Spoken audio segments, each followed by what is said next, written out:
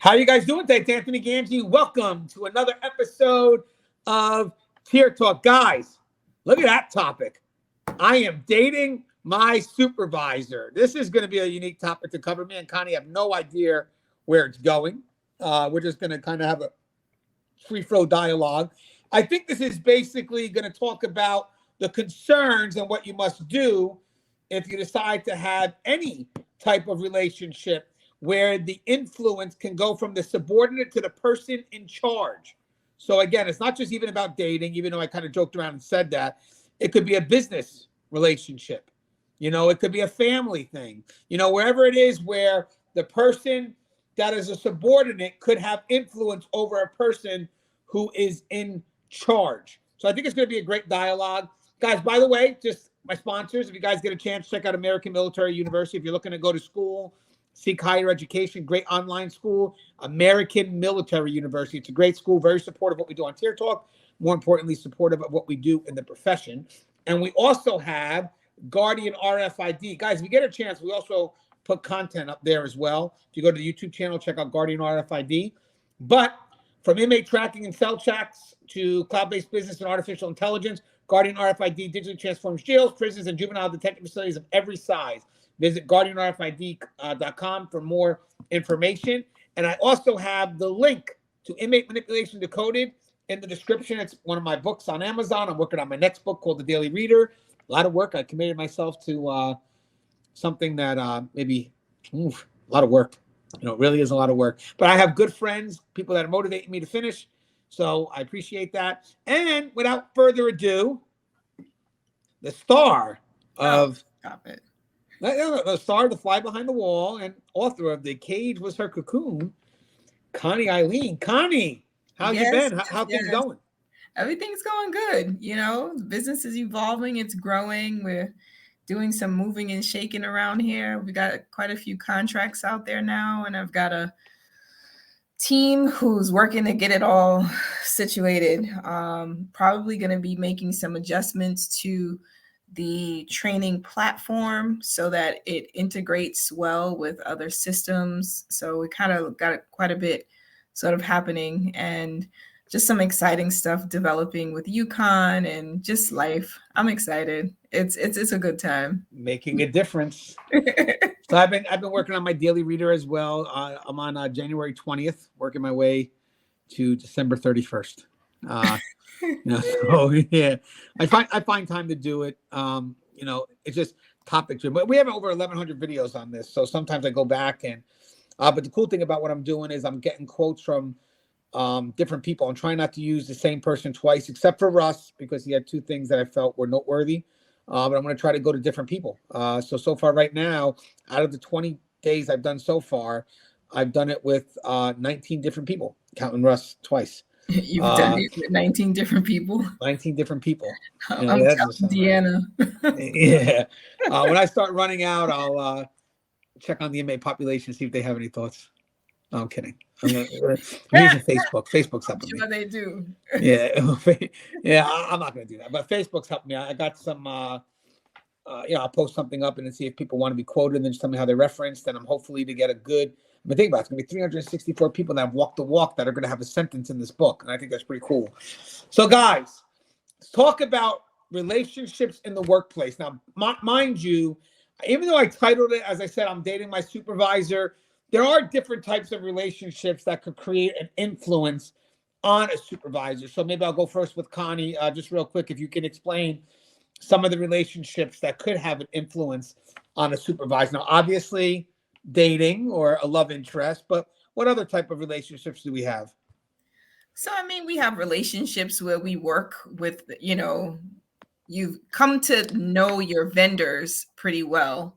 And sometimes depending on that relationship, if you have some influence on, if the vendor has some influence on the supervisor in a facility who can influence some decisions regarding a business arrangement or a business agreement, I think that's something that we've got to be just, mindful of just in general.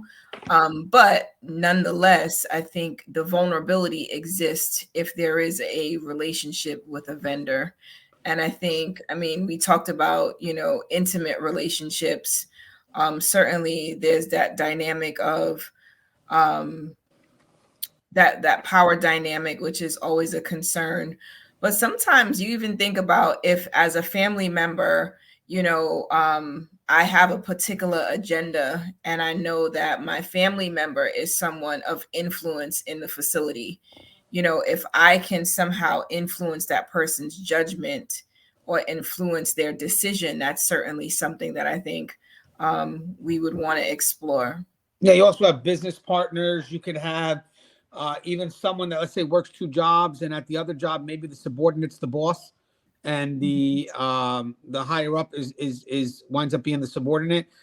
Military people that may serve under the same branch or same troop or group, and maybe there could be a chance there's a relationship, and also people that we form. If we're moving up in this profession, sometimes we form friendships with certain people that really do develop in a bond that really travels outside the wall. Like, we're fishing together, we're taking out our families together, whatever it is. And we could have a really tight bond that could also affect the relationship if one of us move up and the other person kind of stays as a frontline professional. So having said that, I think in general, it's where the relationship can be had where there's an influence from the subordinate to the higher level person who now can have an influence over the people that obviously they directly supervise, which could include that subordinate. So right off the bat, let's see what the right thing is to do. So dating, love interest, business partners, family, stuff like that. There should be an ethics form, like a recusal form, and I'll explain what that is. Now, before I go into that recusal form, I want you to know, technically, it's really any strong relationship. So that means, as I mentioned, a friendship that has been developed. And now, it's like, oh, but we're just friends. I know, but there's a chance that there could be an influence there, or people could perceive that there's an influence there. You should always cover yourself. Now, what is a recusal form? A recusal form basically is that if there's another supervisor available, then they could be the one that directly supervises that individual, or minimally, they're the ones that are going to at least deal with any disciplinary action.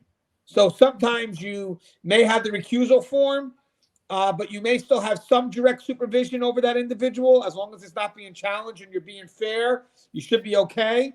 But for the most part, you cannot get involved in anything that relates to disciplinary. So that's the first part. Connie, what's your thoughts on that recusal form? I mean, I think that is certainly, we know that's the right way to go. I think what it also does is just kind of gives everyone the opportunity to make the necessary adjustments to protect you, right? Because I think if you are the supervisor in that space and you don't want anyone accusing you of favoritism or of giving someone some sort of leverage, right? Whatever level of influence they have, at least if you've done the right thing, it isn't like this big aha, we got you type of thing that's going on, but it is, I've done the right thing. You guys knew that there's this relationship here. And, this form actually does protect you in that it lets people know up front that this is, the situation. And so it kind of puts the ownership on the organization or the institution to actually make sure that, there isn't that involvement where you shouldn't be involved. Yeah, and the recusal forms allow the supervisor to defer that level of responsibility to another supervisor. Now, mind you, if you're able to do that. So, give you an example. If I'm a sergeant and I start dating this officer and we're working on the same shift, she may not have to lead the shift if I'm able to go ahead and, give that power of responsibility over to the other supervisor. But have that said, if this officer is now dating a lieutenant and I'm the only lieutenant on that shift, I have nowhere else to give that level of responsibility to. So because there's a chance that with her or this individual, a disciplinary may find its way to me and there's no way I can defer that, then there's a good chance that we can't work on the same shift. I mean, I've actually seen it where a sergeant could defer it to a lieutenant who kind of have to step down. I don't recommend that, but I've seen it happen. I've seen sergeants obviously defer it to other sergeants. But if it's a lieutenant and it's the same shift, let's say you don't have a third shift higher level at that. Sometimes you don't. Sometimes the administration or the captains or the majors may only work on first shift. Some facilities, not the case. They could work on third shift. So to generalize it, the highest level of authority on that shift, if they can't defer it, then you're going to have a conflict. I'll also go as far as this. If you have an officer or a frontline person, or it doesn't matter at this point, any rank, actually, to be honest with you, and they're dating an administrator or a warden who has the final say over everything, then technically, even with the recusal form done, it's not a good fit for that person to be working in that facility. Having said that, because who can the warden, the authority, who's that going to go to for some higher level of discipline if needed? So again, that higher level of authority does matter. So you're hoping that the recusal form is done so the supervisor can defer that responsibility over to someone else. But Connie, would you agree if you have, it doesn't matter what level, but someone dating an administrator or a warden, dating the person at the highest level of that facility, would that be a conflict? Because again, that person oversees all the disciplinary in the end. Absolutely. I mean, I think we know it would be a conflict. I mean, I think we know it would be really messy should that relationship go awry, right? And I think that's one of the things that we have to bear in mind as we consider these various relationships, right? Whether it is the professional relationship or a personal relationship with a higher up, ultimately, when things are great, they're great. And when they're not, they're not. And, when you can't defer the authority, so being at that highest level, you can't defer that authority. It really puts you in a sticky situation, because any action that is taken could be overly scrutinized or misinterpreted, whether you were trying to do the right thing or not. So it really does put everyone, I think, involved in a very precarious situation, because at the highest level, you can't defer that authority, and good or bad, right? So if it's good, there's favoritism. If it's bad, there's retaliation.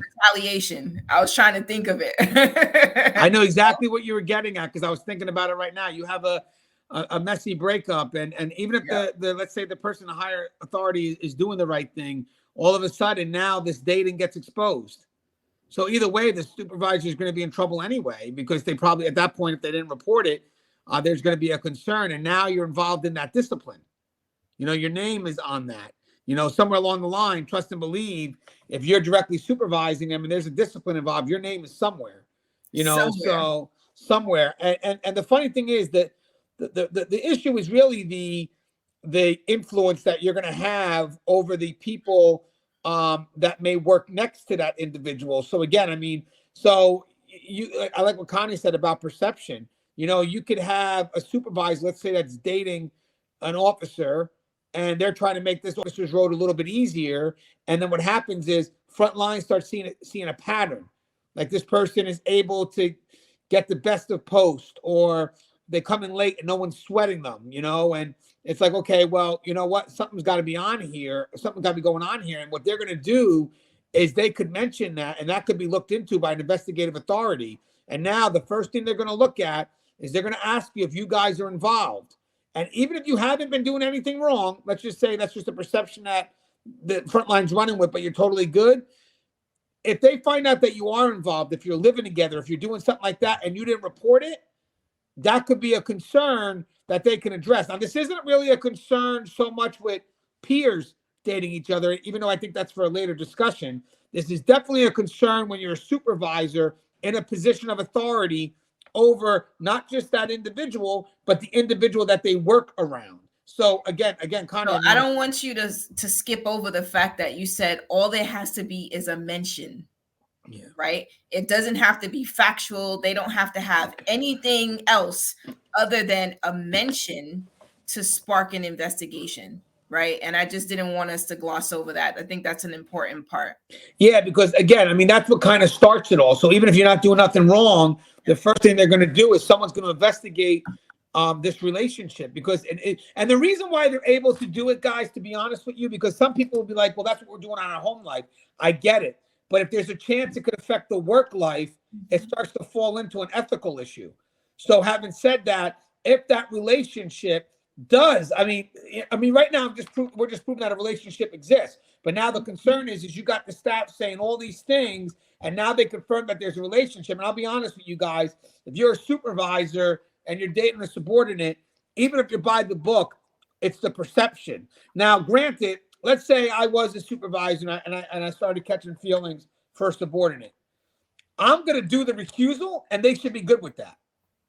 Like, if we really have a good relationship going, the subordinate who's now dating, we're now dating, it should be okay with me doing the recusal, because they're going to know that I don't want to put us in a position where people think that I'm being unfair. So are you good with this? And if this person says no, they don't want the recusal, then this relationship is not going to work. It's not going to work, because in the end, again, it's all about that perception. Now, granted, that's if we're working on the same shift and I have that direct influence. And again, obviously at a higher level, because you could also have anybody that can let's do it this way, because I think it's more of a general way to do it. Anybody that can oversee your discipline at any level needs to write that recusal and try to pass it to someone else until they can't pass it anymore. At that point, then a decision is going to have to be made, whether it's a switch of shifts or sad to say, if it's a state facility, maybe it could even be a switch of facilities. Jails may be tough because, again, it's only one jail. So again, if you're in a high position, I would recommend no dating any subordinates, because again, how can you defer that responsibility? How can you can't go anywhere. This person can't go anywhere. So definitely that right there, it's going to be a bad mix. But one thing I want to add into that is that, I think no matter how insightful someone might be, refusing to go the recusal route is really just a bad idea, because when you think about our own biases, right? Like, just to think, I literally talk to you every day, right? And so no matter, even I'm doing my podcast, I talk about you, right? It's just like all these things, like this, an obsession. When you have a Did you hear that? I said it's an obsession, but go ahead. Oh my God. Come on, let me get a moment. Let me get a moment, okay? I got a Mickey Mouse shirt. You got a beautiful pink shirt. I got no pride. So for a moment, I felt like wanted. Oh my God. And then you ruined it. But go ahead. I get what you're discussing, Connie, just not now. The wife's upstairs. But go ahead. So my point being that the more time you spend with someone, whether you intend for it to not be, you lean more towards what's familiar, towards that person who I mean, much less having an intimate relationship with someone. So I only bring that up to say that we develop these biases, whether we realize it or not, and it shows up in different areas, different aspects of the workplace, different aspects of what we do. Someone might be creating a schedule, and then that person that you have the relationship with, their name pops up, and you move them someplace, right? Or you give them an easy post, and it may not be the intention, but because internally you've got this connection with this person, you might just be doing it. So I would just say, in order to protect yourself from even those unconscious, I would say, that unconscious bias that you may have towards that person that you have a relationship with, it's probably better that you do that recusal That way, there is no perception of you doing something that could be seen as inappropriate. Yeah, I mean, Connie, I want to act out something. So, Connie, I'm going to give you a line. Can you read that, please, with sincerity? I love you, Gangi. Okay, now wait, my line. Connie, I understand. It happens. But I'm married and you have to accept that. That's what a good supervisor would say. Oh my God. But guys, that was just open. But you're right. You know, it's the perception. So the thing is, you have to control the perception as well. And how you do that is through the recusal form. If later they find out that there is a relationship, I mean, there is a concern where you haven't done the paperwork. Now, even if you are perfectly fine and you haven't been, showing favoritism or whatnot, there's still a concern because you didn't do the right thing. You didn't report it. And again, even though we're talking about relationships, there's still business partners. So there's still. I know a scenario where the person was the supervisor was renting the house, renting the apartment from a subordinate, which had to be reported. And then that person, because of that level of obligation, couldn't directly supervise that individual. I know of a scenario where this is where it becomes a concern too, because again, the recusal matters because you don't want to get involved in any concerns that really relate to that individual. Because again, the problem is that if you're a supervisor, you have to be seen as being fair and objective, and it's going to be very hard for people to see that if you yourself are really involved with this individual. That's why you want to defer that, because even if you are the most objective and you have no problem doing it, if you have to side with the person that you're involved with, people are going to challenge that regardless if you're right or wrong. It's like, well, you only did that because you're dating them. And give an example where, so there would be, like, let's say, a lieutenant that would leave a half an hour earlier than the front line because their schedule was, let's say, a half an hour. The supervisors would start a half an hour before and would obviously end a half an hour before before the next shift comes in. So let's say at 9:30 the supervisor shift is done, and at 10 o'clock the officer shift is done. So at 9:30 the lieutenant's leaving, so the officer at 10 o'clock, oh well, that's my man. I'm going to go out and meet up with them. So as they go out and meet up with this lieutenant, so they can maybe leave together, a sergeant catches it. Sergeant says, "Yo, you're off your post. You're leaving early." And they go to, write this person up. The lieutenant now gets involved and yells at the sergeant and pretty much uses their position of authority in connection to this relationship to coerce or threaten the supervisor. Now, the sergeant. Now, I'm going to tell you something right now. That sergeant has a hell of a case. Would you agree, Connie? Absolutely. I mean, I think honestly, if you're trying to be as objective and unbiased as possible, like there are certain situations that you just can't get involved in as the supervisor, right? So that lieutenant would be the one with authority over that officer, and so ultimately, it shouldn't, like, the other person should have never had anything to say, because you are now using your position to intervene on behalf of someone you have a personal relationship with. And certainly there's no positive way to see that. Right. And guys, again, this is just dialogue. It's a quick one. It's just to kind of make sure you cross your T's and dot your I's. We're not saying you can't. I wouldn't recommend, but we're not saying you can't. What you're saying is got to cross your T's and dot your I's. That recusal form matters. And if your department doesn't have it, make one up. Because the problem is that you're not doing enough now to make sure that there are relationships like this that, we're eliminating the influence that could happen both ways. But more importantly, the subordinate position have an influence over the person in charge who could affect the lives of everyone else. Connie, anything you'd like to say in closing? Only thing I would say is, like, listen, what's the right thing to do, right? You don't want your integrity to be questioned. Professionalism is always the expectation. And when you step into these situations and you find yourself having authority over someone or influence, or someone is influencing upwards, I think you know what you need to do, right? And in that instance, even if there is no form, anything you put in writing to a supervisor serves as notification, right? And I think that's something you want to always be mindful of. Whether you send an email to your immediate supervisor, someone in HR, whoever you send it to, you want to make sure that you've documented that you've attempted to do the right thing, even if your facility doesn't have a recusal form. Right. And guys, again, just a dialogue. I've been there before with ethics. I've seen it come my way. So again, this is just an effort for you to kind of do what needs to be done.